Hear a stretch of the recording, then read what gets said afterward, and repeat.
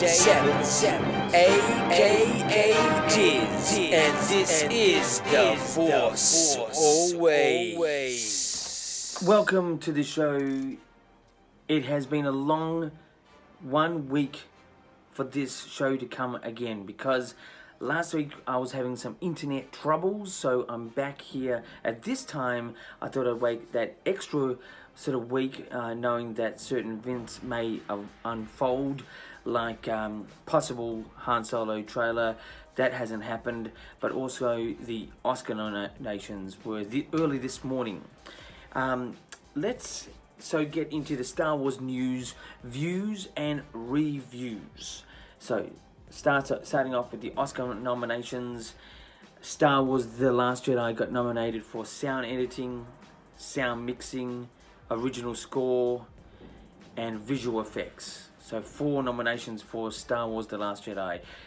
It's a little bit sort of predictable, but at least they're rocking in there. That's one less nomination to The Force Awakens. 2 more news. Super Bowl in America, the big football event that, it's not massive here in Australia. It gets noticed, but not massive. But we all know that it's a big event in America. It looks like that could be the time that the Han Solo trailer will drop, which is technically Solo, a Star Wars story. And that should be dropping at the Super Bowl. That's February 4 in America. For us here in Australia, it will be February 5. We are in the future here. We are in the future. February 5, that's Australia. February 4 in America, that's the Super Bowl. That's when the Solo, a Star Wars story trailer should drop. So wait for that one. Highly anticipated trailer. Let's see what Alden Ehrenreich is about. Anyway, to more news. I've stated that Solo, a Star Wars story, will be the best Star Wars movie ever because the components in the story, I think, are just, fun-filled excitement. From the Kessel Run to how Solo got his name, that's apparently going to be in the film, meeting Chewbacca, getting the Falcon, meeting Lando Calrissian.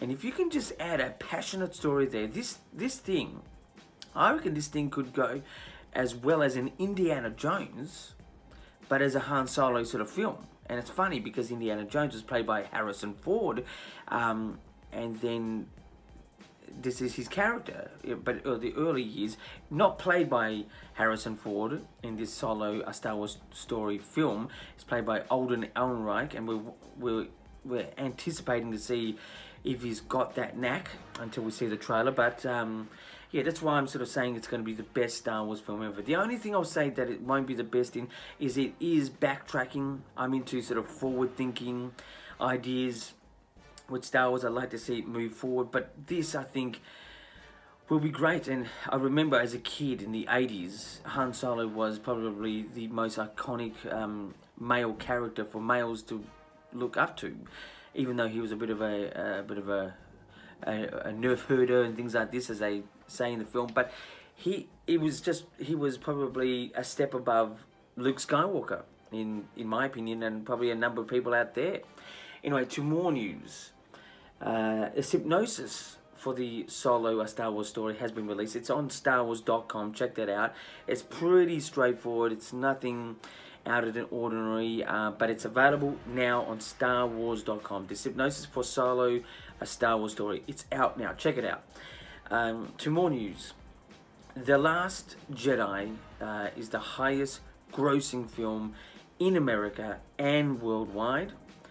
And also here in Australia, it's the highest grossing film in America, worldwide, and here in Australia. Just, that was released about a week or so ago. But to more news, episode 9, which has no title as yet, besides Black Diamond, which is its working title, has delayed principal photography. So it's a good number of months off, which I think is a good idea, so to get this story right. If there needs to be some alterations to the story after The Last Jedi was received very mixed, and I can't believe how mixed it is. People I ask here, just everyday people, hardcore Star Wars fans, here in Australia, it's receiving the same sort of feel. It's amazing. But Episode 9 has delayed its principal photography for a good couple of months down the track. It's scheduled at this point about July in starting. To more news, we've got the Super Bowl coming up, as you know. I'm looking just through my list here at the moment. So that is the news for this time around. So let's get into the views.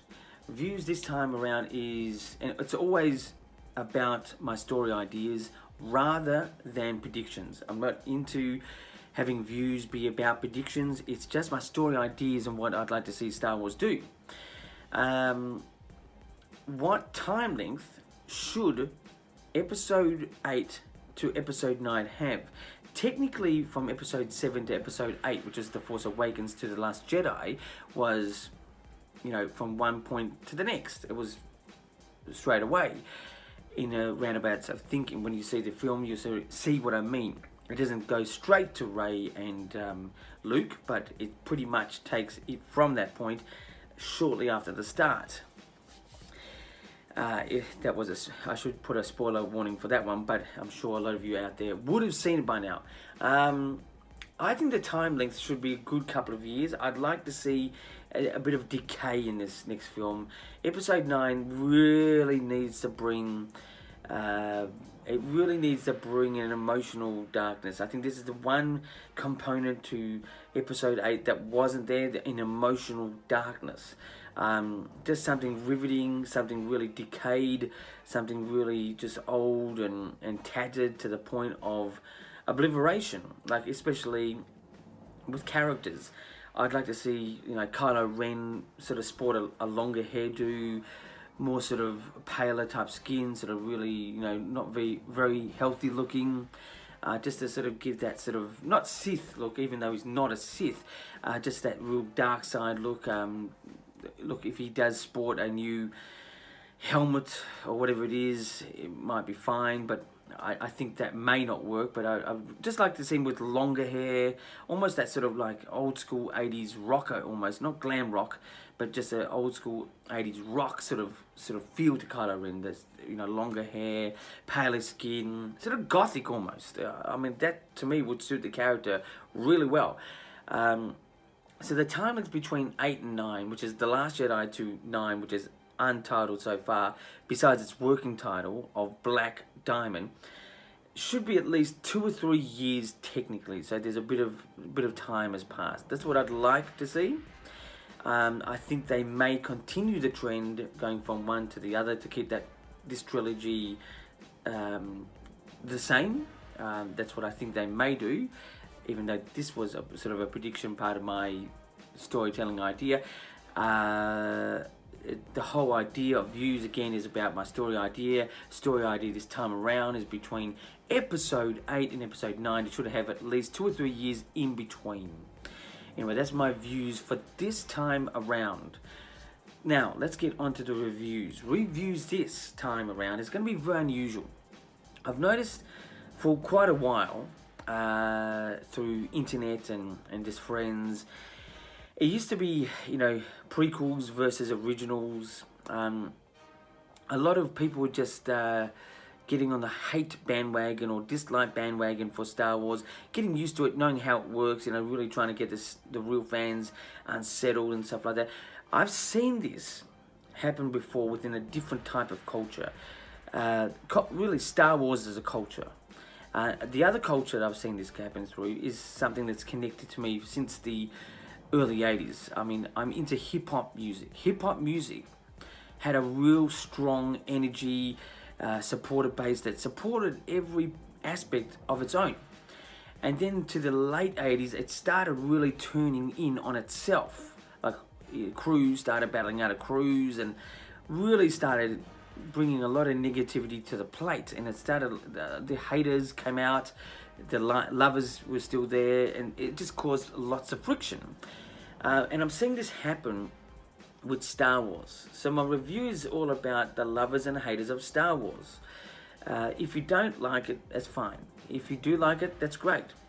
But I think Star Wars, from the prequels to the originals to these sequels, as we're calling them still at this stage, is, has a consistency. I think it works. It may not be exactly how we want it to be, but it's working. The part that's not working for the hardcore fans is that because the idea of creating ideas is so common within Star Wars fans, if they don't get that idea to print, they just are a bit upset. Look, I was a bit upset not seeing Darth Plagueis, a bit more Emperor Palpatine, things like this. But, take yourself back for a moment and just watch Star Wars for what it is. And it's a great story. 1, 2, 3, 4, 5, 6, 7, 8. It's great. And that was not an intended rhyme, but it rhymed. But there's a lot of haters online that seem to try and break the lovers. All I can say is just keep rocking, as I say, keep rocking. Don't be bothered by this and just keep rocking. Star Wars is Star Wars. Whatever way it evolves to, from the end of Star Wars 8 at the moment, The Last Jedi, we've got this Broom Kid, and I think Broom Kid is a great evolving sort of feel, even though it's, what we've seen before, but it's something that's new that could work. So just, accept Star Wars for what it is, where the story is headed, that is told to us, just accept it for what it is. I mean, if you've got your own ideas, keep them. If they flourish, it's great. But if they don't, just keep rocking. So my review is that don't let the haters get to you. Just keep rocking. That's a 10 out of 10 idea for the human spirit of Star Wars fans. Anyway, let's get into interviews. It's 2Q. That's right. It's 2Q. That's 2 questions. That's a way of saying 2 questions. It's amazing. 2Q. Sort of stands for 2 questions. But anyway, let's get into the 2Q interviews. My favorite character in The Last Jedi, what was it? Well, it's sort of pretty obvious, before, during, and even after. It's got to be Luke Skywalker. It's just my favorite character, the way he's, how he's evolved, where he ended up, his look, what he represents. He is definitely the favorite character. I mean, I know it's a bit sort of old school for me to say, but he definitely had just, a real solid stance in The Last Jedi. Unfortunately, and this is a spoiler, unfortunately, again, this is a spoiler, he does pass on, becomes a part of the Force. But that ending scene, even though it was great, it could have been done a bit better with a bit more heroic passion, but it was still good. It was still a good exit. I was surprised that they did exit him in this film, but I'm sure we're going to get a Force Ghost in Episode 9. I cannot see it not happening. Anyway, that's the first question. My favorite character was Luke Skywalker in The Last Jedi. What was my worst character in The Last Jedi? Now this, when I say is the worst, it's not like the worst in the craziness of worst ever. It's somebody I just picked that I thought didn't really suit the film that great.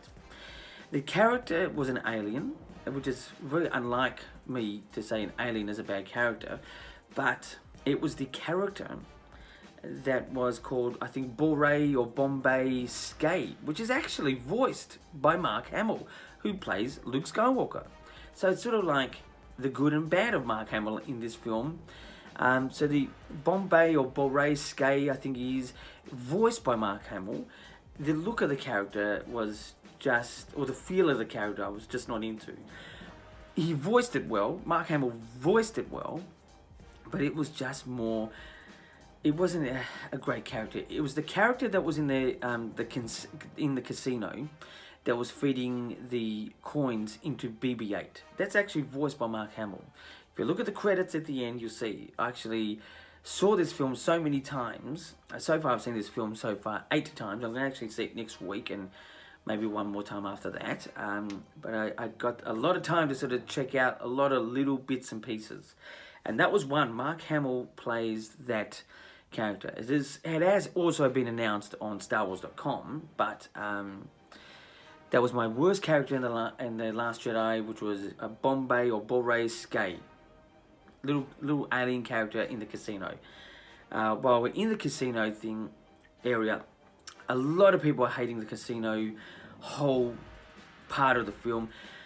I just think the look of the set was just a bit too pristine. That's where I sort of thought it took it back to the prequel look. It was a bit pristine. Star Wars needs to be gritty. Star Wars needs to be retro, and it took me back to that prequel sort of pristine look. I like the prequels. I don't love them. I like the prequels, but the pristine look of the prequels is a part of the issue to the style that I was not really for. But anyway, so that's my 2 questions for interviews 2Q. Please subscribe to this channel, The Force Awakens, only on YouTube. You know, got news, views, reviews, and interviews weekly, unless something happens. You know, anything can happen. Weekly here, The Force Awakens, only on YouTube. And as I say, until next time, just you all out there, keep rocking.